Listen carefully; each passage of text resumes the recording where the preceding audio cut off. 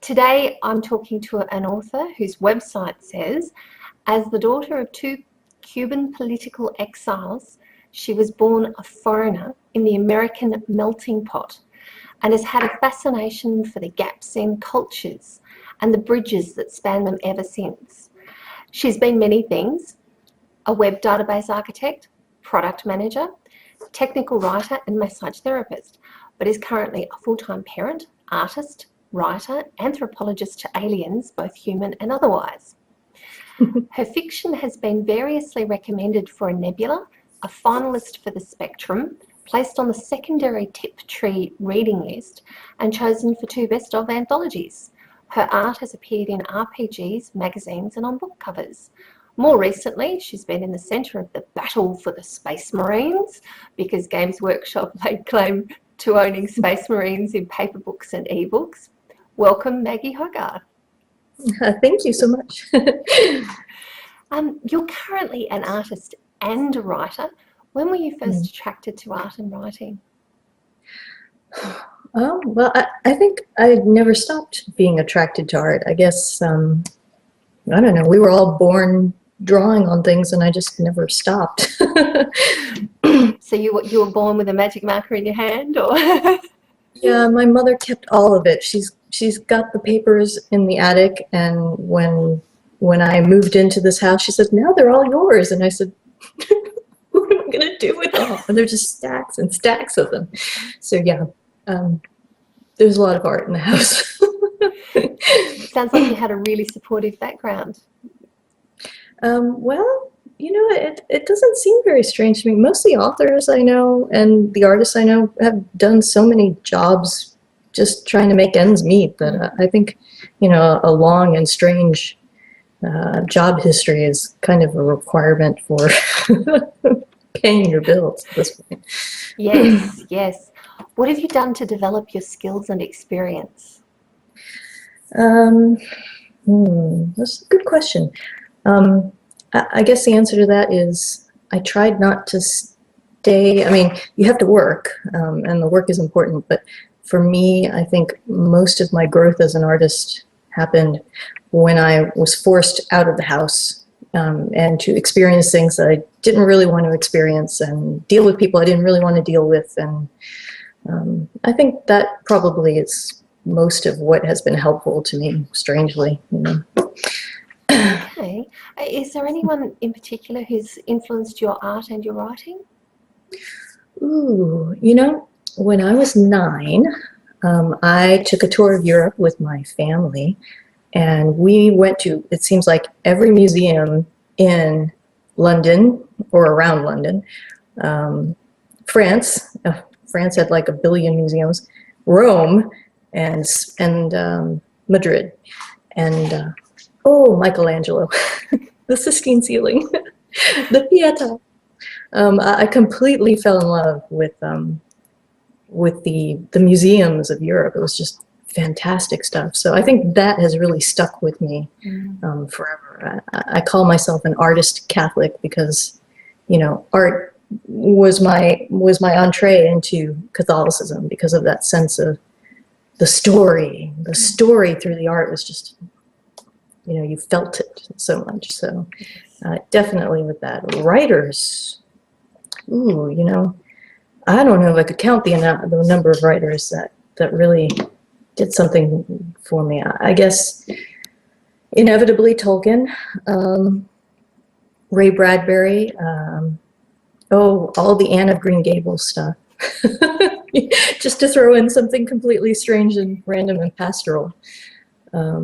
Yeah, it's just, how many wonderful authors are there? You could just go on forever, I guess. Yes, true. You have pages of ebooks available on Amazon. When did you start writing? I guess I started moving towards a professional career in about, I guess, 2000. And that was back before, you know, the ebook revolution and the technology changes and all that. And, you know, the road to publication was very distinct and everyone traveled it basically the same way. So at that time I started writing, and I had my first short story sales in 2000, and then I just never stopped at that point. I just kept going and going and going, because of the nature of the publishing industry, where you had to, try to sell something. It didn't make business sense for me to write a story that had a sequel and then write the sequel if the story itself hadn't sold. So what happens is I ended up with like 8 or 9 different first book ones of like millions of trilogies, and then and then I didn't sell any of those, and so I had to set them aside and say, let's try something different. So when the ebook revolution came along and I began to be able to publish those separately, I find myself suddenly writing sequels to things that have been in existence for a decade, and there's plenty of material there to work with. So that probably explains why there's so many things on Amazon. Yes, well, I was looking at the publication dates. Between 2009 and 2012, you've had, I don't know, a few dozen things published. I was wondering how you managed it. Yeah, I decided to try it. I said, my fans have been asking me forever to read this story or that story, or they've seen art about this story, they've heard me talking about it, or they've read a short story and they want more, and then there's nothing out there. And so I said, well, they've been asking for it, just put it out there. So it's like a shovel, just get it all out of my trunk and into the world where people can get it again. So that's been it's been a lot of fun. I've had a great time doing that. That sounds great. What can you tell me about your different stories? What can I tell you about them? I like aliens. I'm totally in love with aliens. I make up aliens for fun. I make up languages for fun. So almost invariably, most of my stuff has aliens in them. And the first short stories I sold were aliens with no humans in them at all. It was just straight aliens. And I was completely shocked that those were the first things that sold, because I thought for sure, things with humans would do better than, no. Apparently I write aliens more convincingly than humans. I don't know.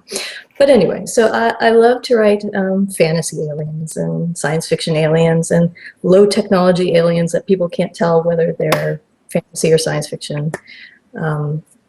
So, inevitably most of my work has to do with culture and language and, the intersections, the points of friction between particularly biology and culture is something I end up focusing on a lot. So, okay, that sounds really interesting. A number of your novels, or a number of your aliens, feature furry characters. It's funny. The furries tell me they're not furry enough, and the non-furries tell me they're furry. I tell them what floats your boat floats your boat. I put furry ears on them, or tails, or strange noses that remind some people of horses and some people of dinosaurs and some people of completely random things. And I just figure, well, I'll go with it. There's billions of animals that look different from people, so why make them look like people? Although I did make some very humanoid looking ones, just because it was more fun to draw that way sometimes. But yes, and I do have some very distinctly, specifically furry work. I have a fantasy epic, military, low technology kind of duology, I guess I would call it a duology, which is about animals who are trying to sort of reproduce to the point of divinity by intermingling species, and then they run into people who are trying to do the opposite. They're trying to become more like animals, and then they have this terrible religious cultural clash, and it kind of ends up sort of like a military thing, and sort of, I don't know, it ended up being more complicated than I expected it to be. But it is, it's got griffins, and weird melanges of fox, cat, predator people, coatl people. I mean, just whatever seemed like fun. So yeah, but I have that one, which is distinctly furry. And I do have a setting that has engineered uplifted animals, in the fine tradition of science fiction where there's like millions of uplifted animals. I love companion animals. It's great stuff. So yeah, I'm good with furries. That's good too. You're listed on WikiFur. as Micah, a jaguar. What attracted you to the furry community and to the jaguar avatar in particular? Well, I was 14, I guess, when I read my first comic book, and it was a furry comic. It was a furry science fiction comic book, notorious for talking heads, which were doing nothing but discussing politics, and that was Albedo by Steve Galacci. And so that was my first introduction into the furry fandom. That was pre-internet, and we had discussions eventually on BBSs, and I was very, very, very young. I would have people, come over to talk to me about my furry artwork, and my dad would chaperone these. I mean, he would chaperone the visits and check the phone calls. You have a strange man calling for you. Who is this man? He's a fanzine editor and he wants my art. And you're like, okay. So I found the fandoms before the internet were quite different. I'm sure being the editor of Dark Matter, things were different then, and they were a little bit more insular, I guess I would say. But I found them very friendly, and it was a to grow up in a fandom. It was not a bad fandom to grow up in, because there are fandoms that I think would have been rougher on a teenage girl than the furries were. Pretty much friendly. That's my experience at furry conventions too. Is they're overwhelmingly very friendly people. So I think that was luck. And so from there, I guess I moved into the broader science fiction fandom when I got older, and things changed. So yeah, I guess it was comic books. I'll blame the comic books. Oh, well, I'm sure that the comic book people would be very happy for you to blame the comic books. They were good stuff. Science fiction, fantasy with furries. Why not? Yeah. In an era where youth is desirable, you've described yourself as a grey muzzle. Why is this? Because I'm an old furry. The furries who have been around since before the internet have been declared ancient and decrepit, and so they call us grey muzzles. And I guess I have some gray hair, but I'm going to hide it here. But yeah, because I remember truly ancient furry history, I guess I'm a grizzled ancient furry compared to the ones that, happened after the internet. I did not give myself that name, but once somebody gave it to me, I'm like, well, yeah, I guess I can't fight that. So you're wearing it with pride? Well, yeah, it was. What's the most fun you've had as a furry? The most fun I've had as a furry? Yeah, or in the furry community.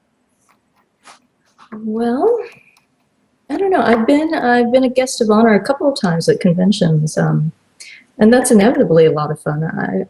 I enjoy walking around there. I find them to be a pretty safe environment for women, which is nice and not necessarily typical.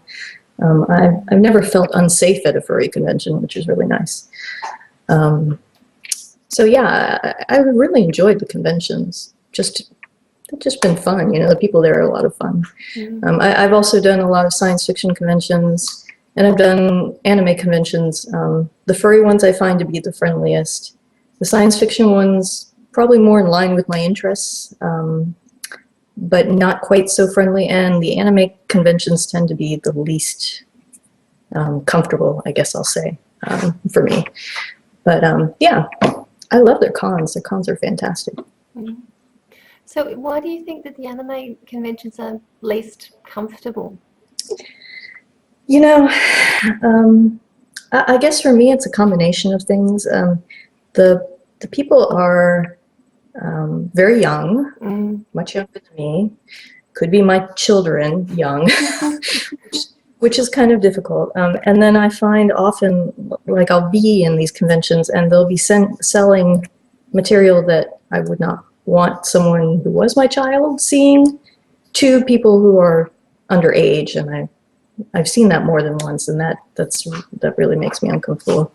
The other thing is I find they're not very, because they're anime conventions, they want, creators from Japan. And I find that, people who are not from Japan who are making things often kind of get, they're not as welcome, I guess. The things that they do are not as interesting to the people who are there. So not so much the confluence of things that I do and enjoy and things that they do and enjoy. So even though I like anime, there's anime I like.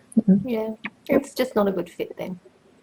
No, but it's fun, but it's, and I love the costuming, but yeah. Yeah, the costuming's amazing. I would love to be able to do that sort of thing, but not a seamstress. I'm not at all. So. I can relate to not being a seamstress too. Spots the Space Marine is one of your novels, and it was at the centre of a scandal recently. Can you give us a flavour of this novel? Well, so Spots started as a serial that I wrote online and I posted online over the period of almost 2 years, I would say. So every twice a week, everyone would get one of these tiny chapters, and they were written as these really terse, script-like, almost like you were listening to a radio play or watching a tiny segment on TV or something like that. And so I ran that for a year, and then when I got to the end of it, people asked me, "Can you put it all in one thing so that we can buy it all in one place?" So I did that. I ran a Kickstarter to pay for it. And so the whole sense of it was I had never written like really gritty action science fiction. I've done military science fiction before, but it was kind of genteel sort of relationship military science fiction. So I said, well, I haven't really done many battle scenes, so many fight scenes, and I wonder if I can do it, and would it be fun, and would it be interesting? So let's try it. So I tried it, and it turned out to be a lot of fun, and I find that the doing it as a serial and doing it in that sort of script format let me keep it very, the tendency to, write it out and make it too long and sort of deprive it of its energy. You couldn't do that. You had to really have like 500 words. Let's do 500 words of action. Every word, has to count. So, so I did it that way, and I discovered, hey, writing action scenes is kind of fun. So yeah, that was my decision to try action adventure, movie blockbuster kind of stuff, and it was good. We made some money, we raised some money, and we had a good time, I think. Yeah. Spots herself looks like an average kind of woman on the cover. I mean, can you tell me a bit about her character? Yeah. So the idea is, so Spots is a Hispanic woman, which makes her very different from the Space Marines of Warhammer 40K. Yes. That's an understatement, probably. So the idea is she's actually a real Marine, and she joined and went through all the training.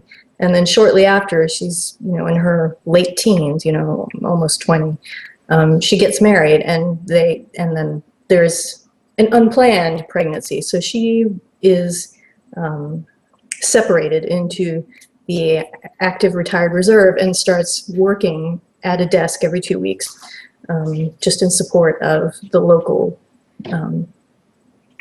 regiment.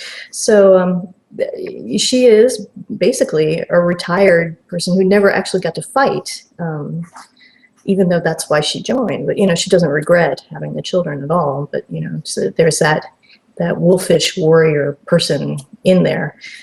So my idea was, there's a lot of military science fiction about really high up, high-ranking officers. Mm-hmm. There's a lot of military science fiction about young men. Not very much military science fiction about low-ranked, enlisted personnel who are women and are not young. Mm-hmm. So why not try it? You know, why could I not have some of the toys if, you know, if I was needed to fight the alien? Yay! So, you know, we answer the call, you know.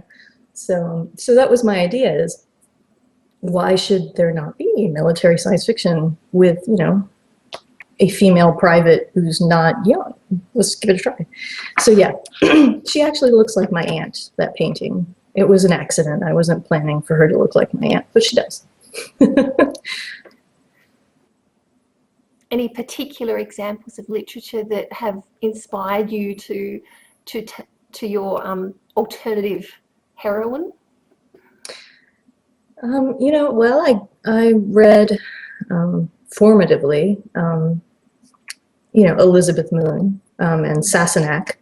So, but you know, she's naval officer, but you know, it's still the same vibe.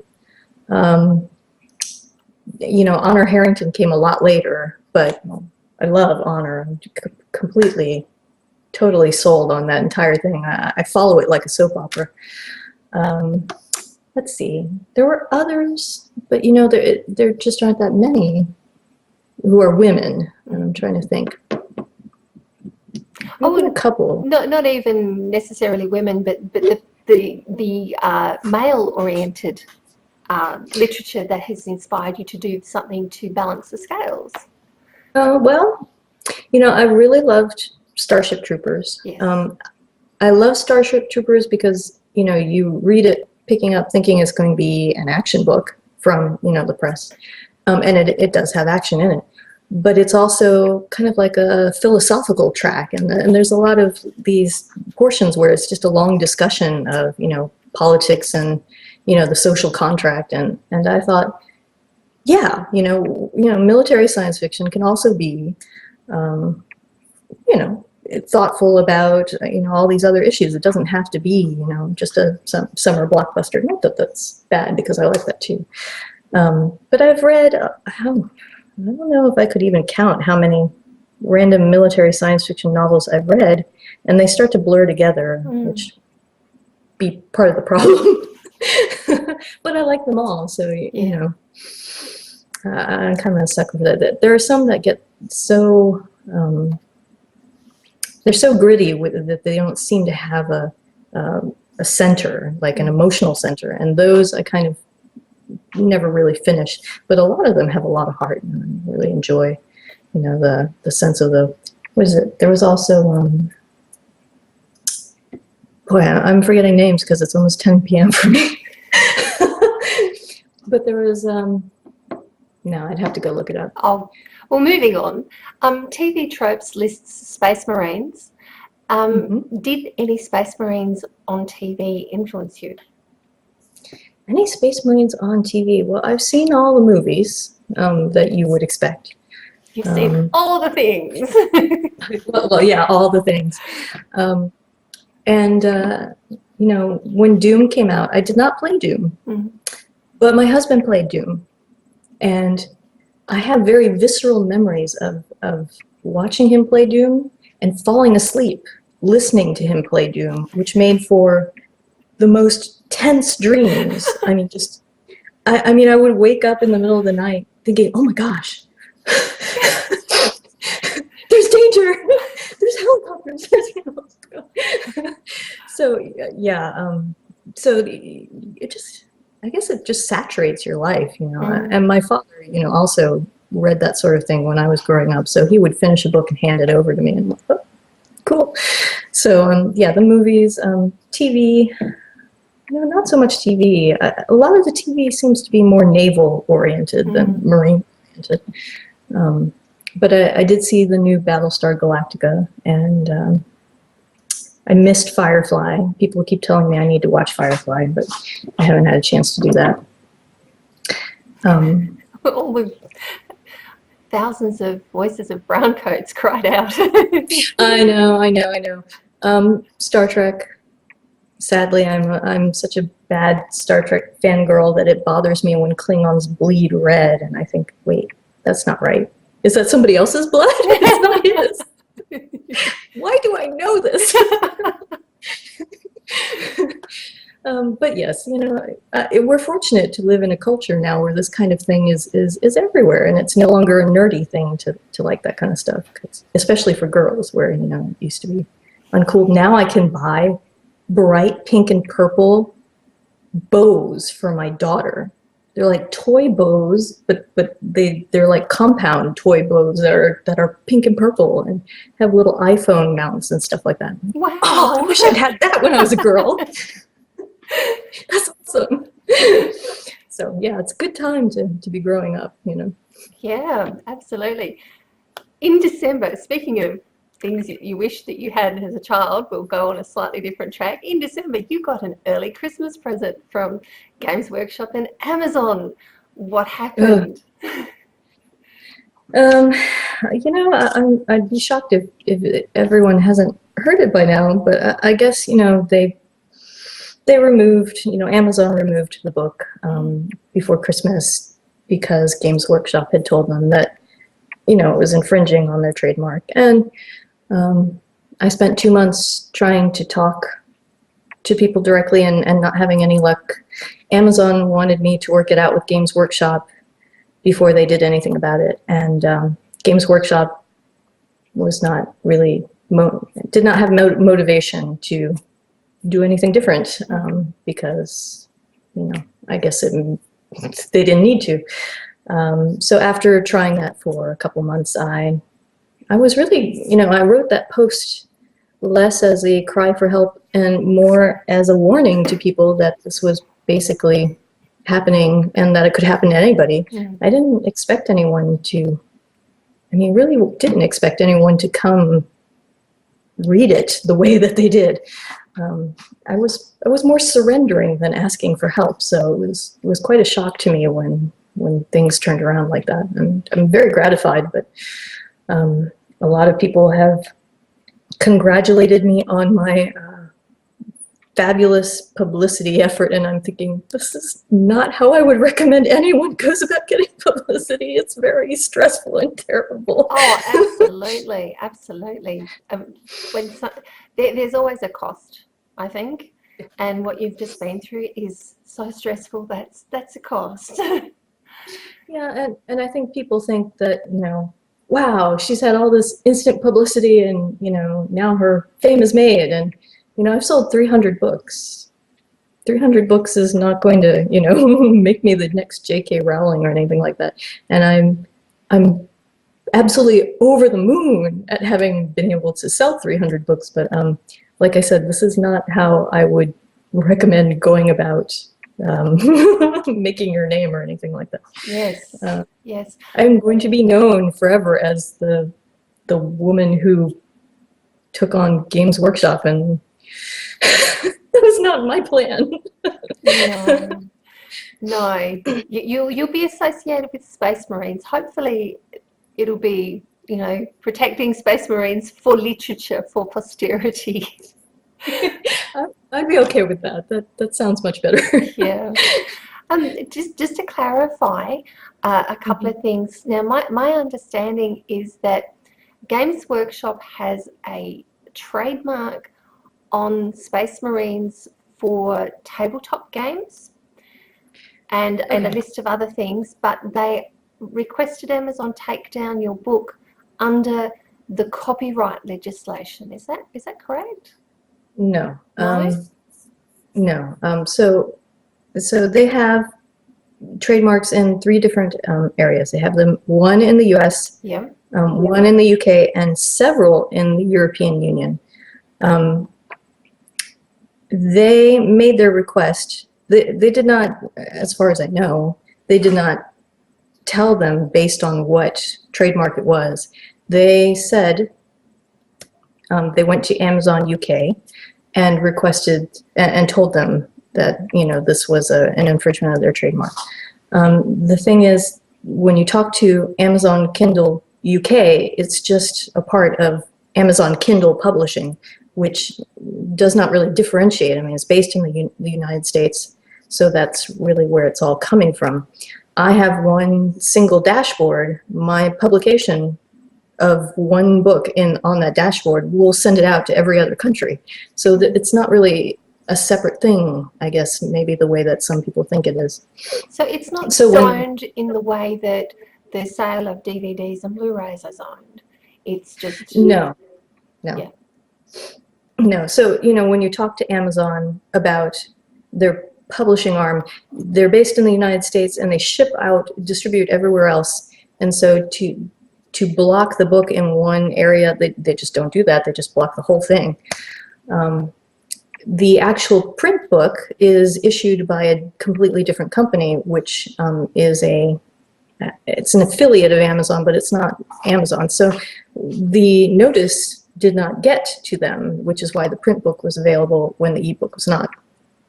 So they made this claim based on trademark. It had nothing to do with copyright.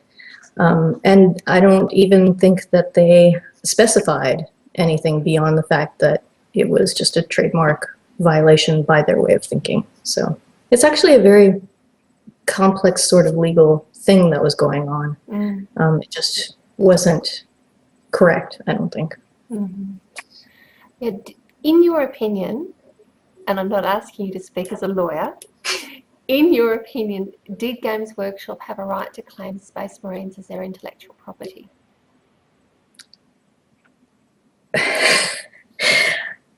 I think it was an ill-advised idea.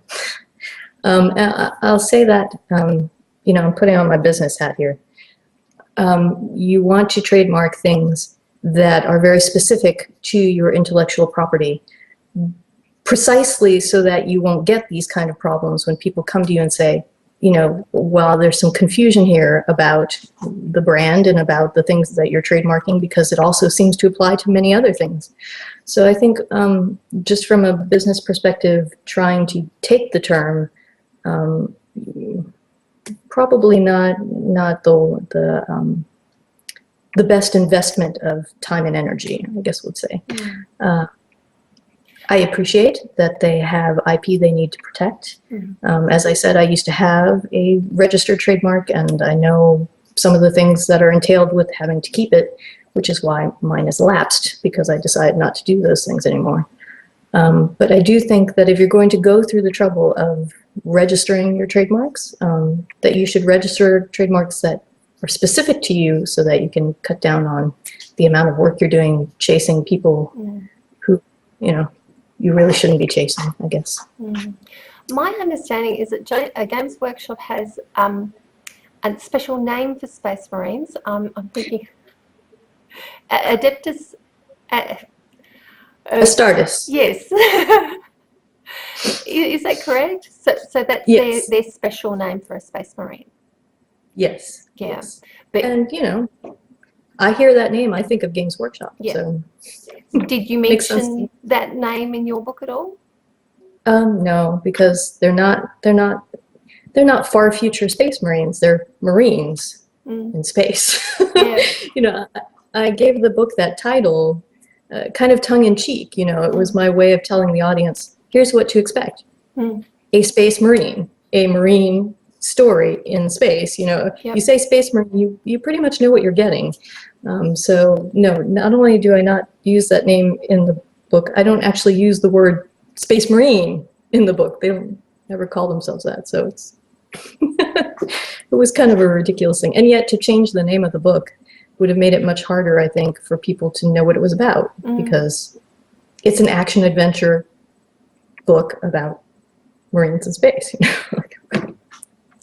It was, I've had a remarkable couple of months. I have an inkling. Now, when all of this happened and it came out into the public domain, the science fiction community reacted. Can you tell me from your perspective what happened, or what are some of the key events? Well, I guess my first warning that it was going somewhere past me was Elizabeth Moon. I don't even know how she heard about it. Came and said that she was going to talk about it to Cepheid and some agents and writers that she already knew. And then after that, the president of Cepheid posted his blog about it, and then after that, it just seemed like it was popping up everywhere. And it's just, the first day was just I mean, people I've never expected to ever connect with in any way, retweeting my links and thinking, Neil Gaiman and Will Wheaton and, oh my God, this is really more than, and then, the following day, then I have reporters, the BBC, the Register, Wired. I'm thinking, these people are in my inbox. I have no, it's completely surreal. This is not happening to me. I still don't believe it. I look at those emails and I think, no, seriously?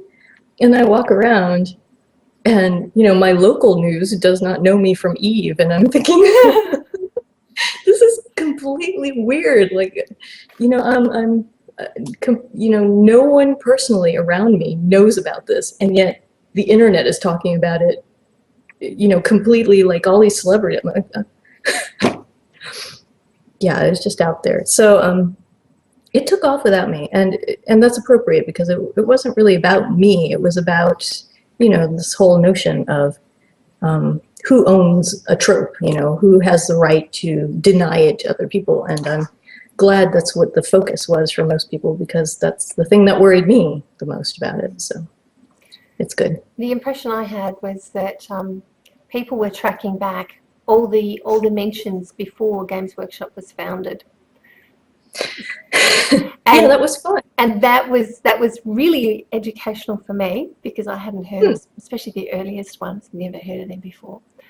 But also the perception was that, well, if no one like Heinlein or Bob Olson had mentioned Space Marines before Games Workshop, then you wouldn't have had a leg to stand on. But because there's a long and proud history of Space Marines, and we want our Space Marines, thank you, then everybody's up in arms. Okay, I have a few questions from people via a few different social media platforms, as well as more questions of my own. Bryn Hill asks, he says, a lot of uproar was due to Games Workshop stealing from charity. What actual percentage of ebooks sales goes to the wounded soldiers? Well, my typical metric is 10% of my profit goes to them. When I was running the serial, 10% of that was really good. I still get, membership cards from them, and please donate more. Once we went to ebook and print, then it started incrementing so slowly that I have not been able to make much of a donation. So I'm very excited at the 300 plus sales, because now I can actually send them a check that looks like a real check, as opposed to my little minuscule author royalties. So yes, usually about 10%. Usually, like on some days, like when I was running the serial, I would do like a Veterans Day special, and then the donations on that day all went to them. But obviously that's not quite so easy to do when it's an ebook. But I'm looking forward to the donation. Should be good. I'm going to screen cap it so that I can show it to people. Cool. Just so that they know. Yes. Darchella Boys asks, have the sales of your book gone up? Now, you've already mentioned you've sold 300 books since your book was reinstated. This isn't the thousands that people are probably visualizing. I would love there to be thousands. You want to make that happen? I'm totally behind that. But no. Yeah, it's I'd be happy to move a few units a month. So 300 in a couple days is staggering. So you're very happy. But it's a matter. It's all about relative. It's all relative. Yeah, it is true. Yeah, it's still not going to pay most of my bills, but I've been told I need to use some part of it for chocolate. So, absolutely, especially after what you've been through.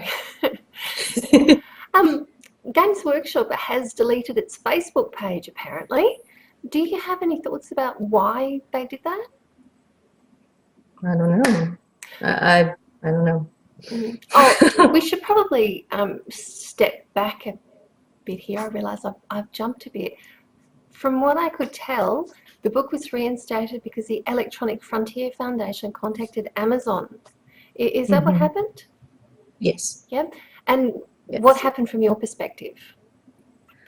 From my perspective, I guess I talked to the lawyer the day before, and then at sometime in the evening, several of my friends said, the book is back up. And I said, really? Since when? You know, because I had received no notice or anything. So I went and looked in it. It was indeed up. And then about a couple hours later, I did get an email informing me that they had reinstated the book after an investigation. And they were happy to tell me it was back up. So that's all that I saw from my end. I did not partake in any conversations or anything. Did the Electronic Frontier Foundation contact you? Well, I sent them email first to tell them that the book was back up, and they were pleased. I guess they had a follow-up conversation I was not privy to, but you know, it worked out, so I'm happy. Yeah. Is there anything else?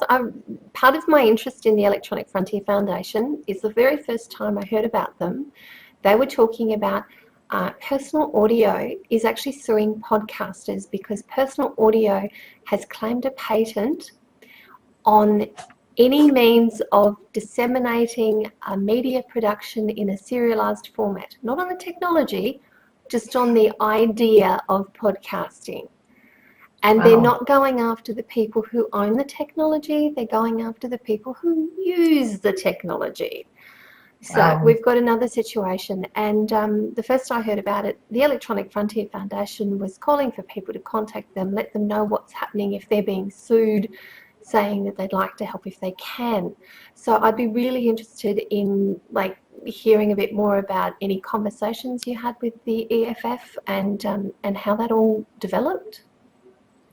You know, I guess there's really not too much that I can actually say because I was educated on things I'm supposed to say and things I'm not supposed to say. Okay. But in general, they did contact me to ask me about what had happened with the case. I explained it to them, and then they said that they would be willing to help me with it.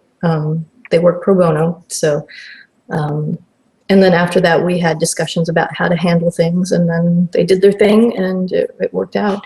So, you know, beyond that, I don't want to say too much because there's still a possibility that the matter might not be closed. Yes. I'm praying that it's over, but if it's not, then I don't want to say anything that might be inappropriate, I guess. Yes. Okay. If someone is in a situation like yourself or like someone being sued by a podcaster, by personal audio about the podcast thing, something like that that the EFF deals with, would you recommend people go to the EFF? Oh, absolutely. They're fantastic people. Yeah, okay. Apart from the fact that we're not really sure that the Battle of the Space Marines is over, what do you see as the aftermath? Well, I'm hoping it involves chocolate and hot tubs. And maybe sushi. But, you know, I really, I would be gratified for things to return to the status quo, and I would hope that people continue writing books with the name Space Marine in them or in the titles without quite so much worry that because I had heard some apocryphal stories of people who had changed the titles of their books to avoid this kind of thing. So I'm hoping that, you know, there's less fear of those kind of things after this entire thing, which, you know, has been all over the science fiction section of the internet. So. And it has been, hasn't it? There have been calls for a submission to a Space Marine anthology. How do you feel about a revival of this trope? I think it would be fantastic. I'd read it. I love Space Marines. Okay, I have, apart from the future, you said the sushi and the chocolate, and did you say red wine? I'm Oh, thinking, and hot tub. pardon? Pardon? And a hot tub. Ah, Yeah. yes. You are a woman after my own heart. Do you have any upcoming books or artwork that we should be eagerly anticipating? Well, I have, let's see, the first short stories I sold professionally were about my aliens, the Joka. They have 3 sexes. They come in male, female, neutered.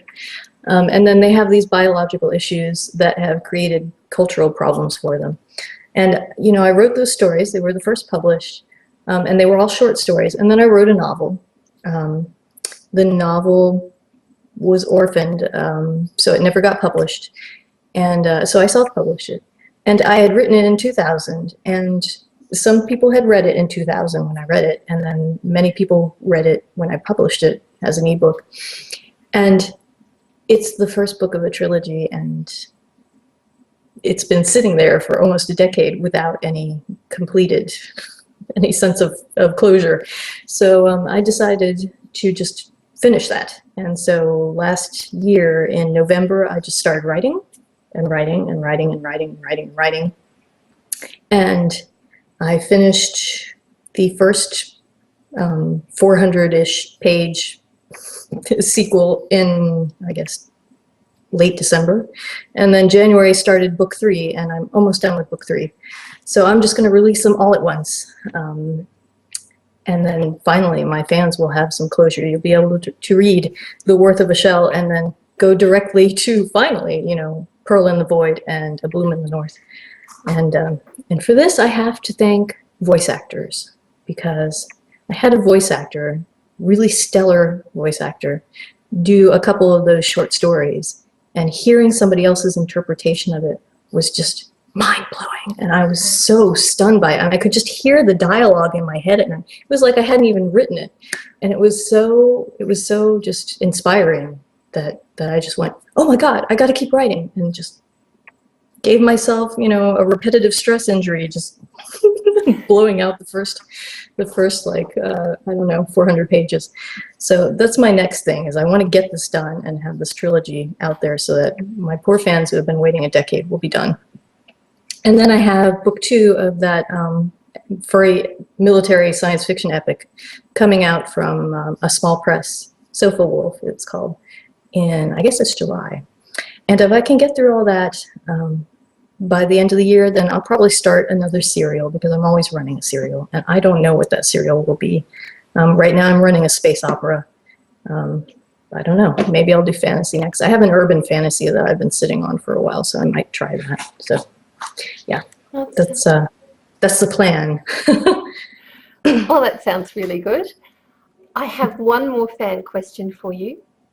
Okay. Hold on to your seat. Arco the Faithless asks, how would you like to join my warband and kill the corpse of God's space marines? Generous relocation package and health plan. The problem with that is I'd have to become a guy to fit into that setting as a space marine, and I'm not sure if that would go over well with my family. That was always a disappointment to me, was, I had friends who told me, you should, check out Rogue Trader and Dark Heresy and play with us. And I'm like, okay. And then I look at him like, well, the job options for women in this setting are not very good. What if I want to play a female character? They're like, play a male character.